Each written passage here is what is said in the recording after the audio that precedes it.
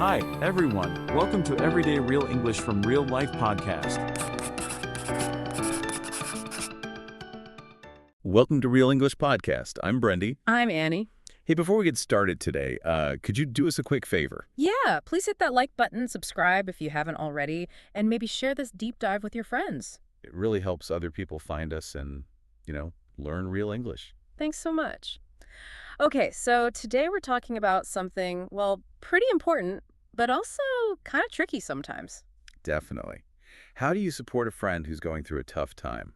Right, like maybe they failed a big exam or lost their job, which is awful, or maybe they're just feeling really down, Yeah, and it's hard because you really want to help, but finding the right words in English, that can feel, well, tough in itself. Totally. You worry about saying the wrong thing or maybe jumping in with advice when maybe they just needed you to listen. Exactly. So our mission today is pretty straightforward. We're giving you 5 simple but really powerful natural phrases you can use. And the big idea here, especially in English, is often about starting with just listening, just being there, not necessarily fixing things right away. Okay, let's dive into those 5 phrases.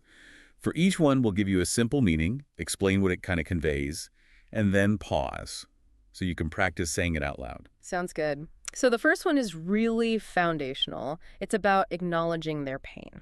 Phrase 1. I'm really sorry you're going through this. What this means is basically you feel for them. You're sad that they're hurting. Yeah, it shows sympathy. Yeah. And it doesn't push them to explain everything, It just acknowledges where they are. A great opener. Okay, ready to try it? Repeat after us. Try to sound caring. I'm really sorry you're going through this. Short pause. Great. So that phrase opens the door. Now, the second one clarifies your role, offering your time, your presence. This is super important in English support. Phrase 2. I'm here if you want to talk. This one is really powerful. It just means you're available. No judgment, just ready to listen. And crucially, it puts the ball in their court. Right? They decide if and when they want to share. No pressure. Exactly. Let's practice that one. Say it clearly. I'm here if you want to talk. Okay, moving to phrase number 3. This one is about patience, letting them know there's no timeline. Phrase 3. Take your time. No rush. Yeah, this counters that pressure we all feel sometimes to just, get over it quickly. Right. It tells your friend it's okay. They don't need to hurry to fix things or even feel better right now. They can just be. Gives them permission to operate at their own pace. Super important. Your turn. Try repeating this phrase. Take your time. No rush. Short pause. All right. Phrase 4. This one's all about validation, making sure they feel heard and understood. Yeah, letting them know their feelings make sense in their situation. Phrase 4. That sounds really tough. This is just pure empathy. It says, I hear you, and I get that this is hard for you. Mm-hmm. It's specific. Way better than saying something vague like, oh, it'll all work out, which can sometimes feel like you're dismissing their current pain. Exactly. Yeah. Okay, let's practice validating. Say it like you really mean it, like you hear the difficulty. That sounds really tough. Short pause. And finally, phrase number 5. This one moves gently towards practical help. But the key is, it lets them lead. Phrase 5.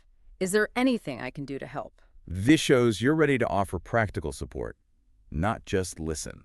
But it avoids that mistake of just jumping in and telling them what you think they should do, right? Right, like, you should quit that job. No. This respects their control, lets them ask for what they actually need. Okay, let's practice this gentle offer. Is there anything I could do to help? Short pause. Okay, so those are the 5 phrases. Simple words, but really effective when used thoughtfully. Definitely. Now, knowing the words is one thing, but hearing them in action helps. So let's do a quick role play. Okay.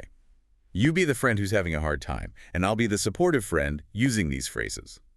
Let's say you just gave some bad news about maybe getting into a program you wanted. Okay, sounds good. Slightly sad tone. Oh, I just heard back from the university. I didn't get into the master's program. Honestly, I feel like such a failure. All that work for nothing. oh, wow. Oh, man. I'm really sorry you're going through this. That sounds really tough. Seriously. Yeah, I don't even know what to do now. I feel completely lost. Hey, listen, don't even think about what next right now. Seriously, take your time, no rush, just feel what you need to feel, okay? And know this, I'm here if you want to talk. Like really, tonight, tomorrow, whenever, just let me know. Thanks. Just Like hearing you say that helps, takes a bit of the pressure off, you know? good. Good. And hey, is there anything I can do to help? Like anything practical at all? Actually, maybe. Maybe later this week, could you help me look at the feedback they sent? I can't even bring myself to open the email right now. Absolutely. 100%. Whenever you're ready, just tell me and we'll go through together. No problem at all. Thanks. That would be great. See how those phrases just naturally create a space for support? Validation first, then availability, then the offer of help comes later. Exactly. And it highlights that difference between really validating someone's feelings versus maybe offering unhelpful advice or platitudes. Right. Let's do a quick contrast. Imagine your friend tried starting a small business, like a cafe, and it didn't work out.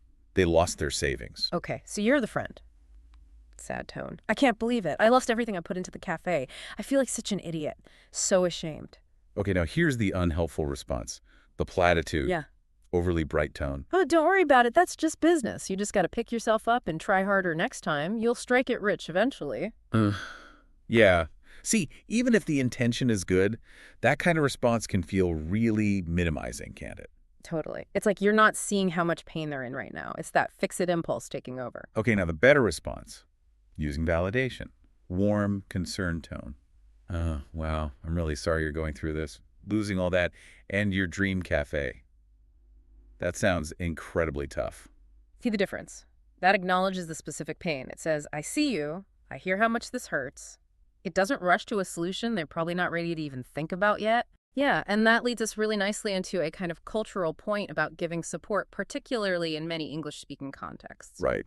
Often the first instinct, or maybe the cultural expectation, isn't necessarily to be the problem solver.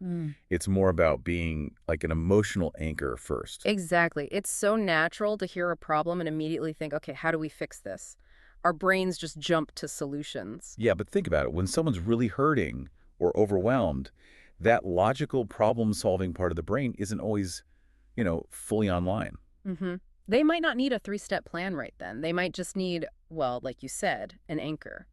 A safe place to feel understood. Remember that phrase, that sounds really tough. That's pure emotional support, validating the feeling. And that validation often needs to come first before you get into any cognitive support like brainstorming ideas or looking on the bright side, which can come later. If you jump straight to the don't worry, be happy stuff, you risk making them feel like you don't get how bad it feels for them. Yeah, sometimes things are just genuinely awful in the moment. And pretending otherwise, even with good intentions, isn't actually helpful. People need their specific pain acknowledged, not just generic positivity. And let's circle back quickly to that phrase, is there anything I can do to help? Oh yeah, that's a great one. But it can sometimes stall. Exactly. Because often when someone is really down or stressed, they genuinely don't have the mental energy to figure out what would help. They might just automatically say, No, I'm fine, thanks. Right. So if you get that no, your job isn't quite done. The next level is to offer something specific, small, and concrete, something that requires zero decision-making for them. Instead of the open-ended, let me know if you need anything, which puts the work back on them. You offer a direct action, like if they lost their job and are probably stressed about everything, including food, don't ask, what can I bring you? Instead, say something like, hey, I'm dropping off a pizza around 7 tonight. No need to chat. If you don't feel up to it, we can just chill.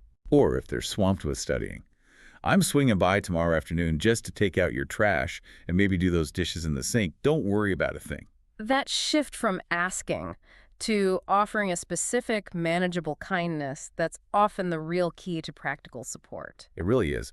But, okay, what about that tricky situation? Yeah. What if you feel your friend is, genuinely making bad choices? Don't you have a responsibility to step in, give some tough love? The tough love question. Yeah, that's delicate. And again, I think timing is everything. If you lead with criticism or strong advice before you've established that foundation of support and validation, they'll likely just shut down or get defensive. They won't hear the care behind the concern. But if you've already shown up with, I'm sorry this is happening, and that sounds tough, you built some trust. Exactly. And then if you feel you really need to say something, you frame it carefully. Not as an order, but as your own concern linked to ongoing support. Maybe something like, hey, I really appreciate you sharing this with me. And look, I'm here for you, whatever happens, but I have to admit, I'm also a bit worried about mention the potential consequence. We don't have to talk about it now, but maybe later. For now, let's just focus on getting you through this moment. See? It leads with care, gently introduces another perspective, but still centers their immediate need for support. It's not a lecture. So wrapping up this cultural bit, the main takeaway is really listening is a form of caring, a really powerful one. Yeah. Giving that space, being that sounding board, it often helps the person organize their own thoughts and eventually feel more capable of finding their own way forward, which is usually more lasting than us just telling them what to do. Well said. Okay, let's bring it all together now with one last practice run for you, our listeners. Let's quickly repeat 3 of those core support phrases. Say them after us. I'm really sorry you're going through this. Short pause. I'm here if you want to talk. Short pause. Take your time, no rush. Short pause. Excellent. Okay, mini challenge time. Use what you've learned. Here's the situation. Imagine your friend failed the driving test again, like for the 3rd time. They're super frustrated, maybe embarrassed because they studied hard and now feel kind of stuck. What could you say using the phrases we talked about? Focus on validation and just being available. Take a moment to think. Pause 5 seconds. Okay, got something. A really great simple response could be something like, oh man, that sounds really tough. I know how much you wanted that. Hey, I'm here if you want to vent or just talk. Yeah, perfect. Or if you wanted to offer that specific gentle action, maybe, gosh, I'm really sorry you're going through this. That just sucks. Tell you what, let's take a break from thinking about it. I'll come over later, bring some snacks. We can just watch a dumb movie. See, you choose the right tool for the moment, but the core is always support first.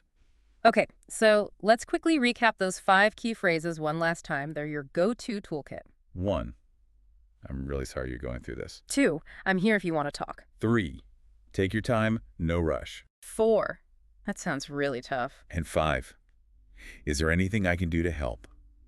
And remember that follow-up with a specific offer.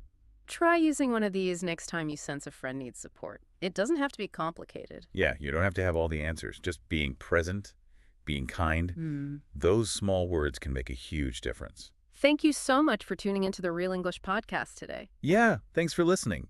And please don't forget to like, subscribe, and share this deep dive with anyone you think might find it helpful. And remember, Real English is not just words, it's also kindness. See you next time. Want to practice these phrases? Download your free PDF guide to review vocabulary, role plays, and quizzes. Find the link in the description and pinned comment and feel free to share it with friends. Like and subscribe for more English tips.